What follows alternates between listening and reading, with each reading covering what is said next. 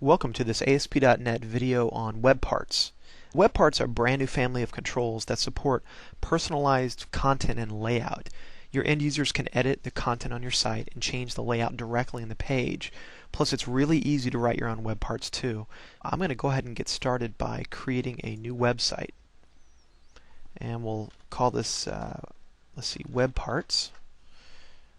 These things are a lot of fun. I really enjoy doing the demonstration for this. We're going to start by dropping in an existing theme that has a style sheet set up for us to have three sets of columns, which I call Web Zone 1, 2, and 3. There's a video on ASP.NET themes and master pages, but for now we'll just leave this alone. We're going to build on top of that with a default ASP.NET page. And I need to make a few changes right here in the middle. I already have some code on the clipboard that I'll paste in. And you can see the way this looks with a couple of div tags. We have three columns. Oh, I forgot something here. In order to use the theme in the style sheet, I need to turn on themes, and to get our design mode to work, turn on the style sheet themes. Now let's take a look. Okay, so we'll have three columns to play with: the blue, gray, and white. The blue and gray will contain the main content for our site, and the white area we'll use for configuration. Now, before you start dealing with web parts, which is this big collection here of server-side controls, you need a web part manager. So we'll drag this on the page and just pretty much leave it alone for now. We'll interact with this a little bit later.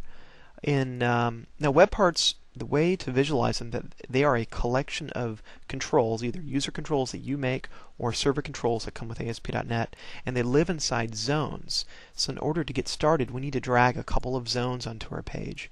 We'll just use these two. Now, inside these zones, you drop in either regular ASP.NET controls like a calendar, or let's see, I'll drop in a I just need something else. I'll drop in a login control. So we have something to look at. And that's enough to get started. Let me show you what this looks like in a browser.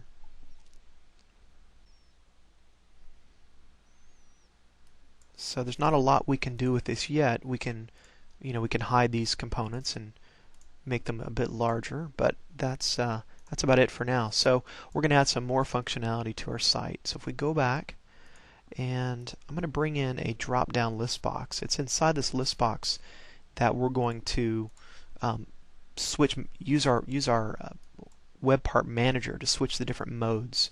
So I'll start with a couple of modes. The first is the one you just saw, and that's the browse mode. The next mode we'll use is design mode. So in order to handle that change in the combo box, I've turned on enable postback. That means whenever we change that, I'll double click to get the event, we're going to drop into this code right here. Now it's inside this code we're going to put a switch statement that changes depending on what the user has selected. So I'll use the VB.NET select statement, and by hitting tab you can see this expands to something kind of a template or placeholder for our code. So I'm going to switch on the drop down list 1 selected the selected value, and the first case is the browse mode, and the second case is design mode. Now we're going to add a couple more here later. For now, let's see, we need the web part. We'll set the display mode equal to the browse display mode, and if we switch to design mode in the drop-down combo, we switch to design mode. Okay, let me show you what this looks like. So if I choose design, now the web parts pop back up, but you can see I can drag and drop the different components between the two zones. So right now they're both in web part 2. I can move this back to web part zone 1. So that's pretty nice. Let's see what else we can do.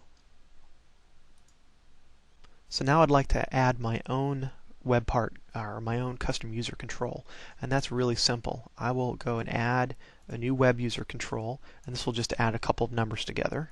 So I'll call it addition, and we just need a couple of text boxes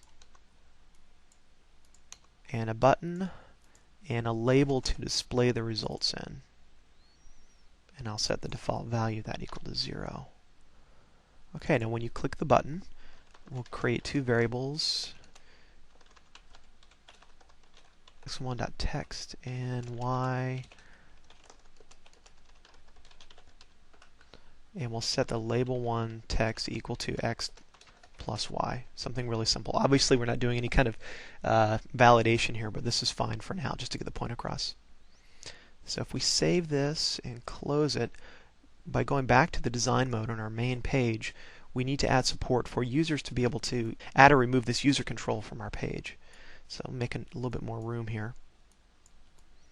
We're going to use another control called the catalog zone. Now the catalog zone will have a list of all the different web parts that you can apply to this page. So for the catalog zone, by dragging in this declarative catalog part right underneath it, I can then add my new control. This is a couple of steps, and took me a little while to kind of get used to it, but you have a catalog, and inside that you have this declarative catalog. Now I have to click Edit Template. And what you're doing here, by dragging this new addition user control into here, you're instantiating an instance, and I'm able to drop in and give it a name. So if I go to the design mode, you can see our little web user controls right here. It's just one line of code. I'm going to give it a title called addition. Now it looks like title is not supported, but that is a tag that's supported by the declarative catalog part, and that's important. Find our little drop-down list right here and add something called edit mode, or catalog, I'm sorry. We'll get to edit in a minute. And let's handle the catalog case. This means that the end user wants to see a list of the options available from the catalog. Okay, now we switch back and hit refresh. We have a catalog mode. There's our addition control. I'm going to click on and add it to Web Part Zone 2. And there it is. So these two show up. So I can go back to design mode and move this over here. So all that works. So go into catalog. You imagine you could have a whole bunch of different web parts in here that you write yourself. This is where you could let the end users manage it. There are a couple of other pieces supported by the catalog. There's the import catalog part and page catalog part. Those are different ways for you to manage. Either you have a repository for catalog items, or you can even upload your own catalog or web parts if your site supports it. I'm going to make this calendar view a little bit smaller. I'll change the formatting just to something simple. Now we should see all three columns show up here. It should look a little bit nicer.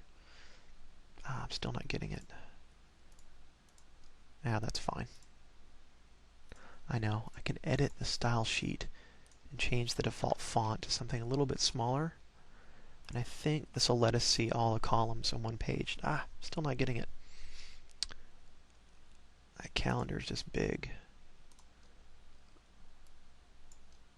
Well, that's fine. Okay, so we've shown the design mode, the browse mode, which is the default, and the catalog mode, which allows you to add new web parts to your page. Let's go a little bit further, and we'll make our little custom control right here. We'll make it so you can change it programmatically from this, change it interactively from the area on the right side here. So let's close all this down, and back in design mode, I'm going to drop in a new thing called the editor zone. So inside the editor zone, there's other things that you can pull in there, including the, the layout, the behavior editor. This allows you to change the description and some other information on there. There's a lot there. I don't want to show how all that works yet. We can also drag in the layout, and two more, the appearance editor. I'll leave that one turned on. And finally, the property grid. So there's a collection of 4 different editors that you can use to change the configuration of one of your web parts. So there's a lot here to kind of get your head around. But here's what I'll do. I'm going to go back to our little addition control. I'm going to make it so it's programmable or changeable from the web page. And to do that, I'm going to drag in something we're going to change, a property, and it'll be this label right here. And we switch to source mode. What we need to do is give our control a property. I will use the new code expansion features in VB.NET, so I'll type property and hit tab. I get the whole syntax here for adding a new property, and this will be some kind of text. It'll be a string, and we'll call this, I'll call it the title actually. Okay. So whenever the title is changed through this property, we want to change the label to text to whatever's passed in here. Now, in order for this property to be exposed and usable from our web page, I need to apply two properties. Web browsable, and the second one is personalizable. Okay, so when we have those two properties now, if we go back to our application, remember we've already added our addition web part to our page. I can save this and view it in a browser.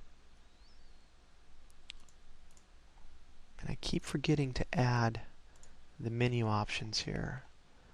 So what we'll do, we'll take this catalog and copy it, paste it in. Now we're going to add an edit menu item.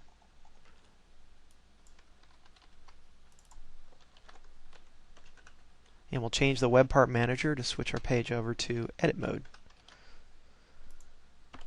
Okay, we have lots of modes here. So let's switch to edit mode. Now the page doesn't really change. What it does do, it adds an option here in the little drop down called edit. Now that makes the editor zone appear, and I can change a couple things like the title, my addition control, and apply that, and that changes there. And our little property here is enter two numbers. And let's just make sure it works. 5 plus 6 is not 10. Alright, I have some kind of math problem here, which is kind of amusing. Oh, I know what I did. I'm adding this number twice. Look at that. Alright, well that's fine. So now we can close out of this zone and restore this thing back to the browse mode. Now the last thing I want to show you, if we go back to the design mode, if you want to reset everything so it's back to the way you have it designed originally, what we'll do is drag this link button on here, and we'll have it reset the whole page back to normal. So I'll call it a reset. And the code for this guy is pretty simple. We're going to use this personalization administration component and have it reset the state for this particular user. And then finally, to get the page to refresh, we'll just simply redirect back to ourselves. So we'll bring this in a browser, and so notice how the addition controls over here and the calendar and login. If I hit reset, it restores it to my original layout with a login and calendar. So as you can see, there's a lot here. You've got these four major modes where you can design and move the page around. You've got the catalog mode, which right now is relatively simple, but it does allows you to have a place where you can store all your different web parts. And then you have a very rich way in order for you to edit the different properties on your components. The final piece, there's a lot more here. You can use something called a connection zone to wire up controls so they can talk to each other. And you have lots of different other ways that you can really express your website using web parts. Well, I hope you've enjoyed this demo of web parts and you find a way to use them in your next site.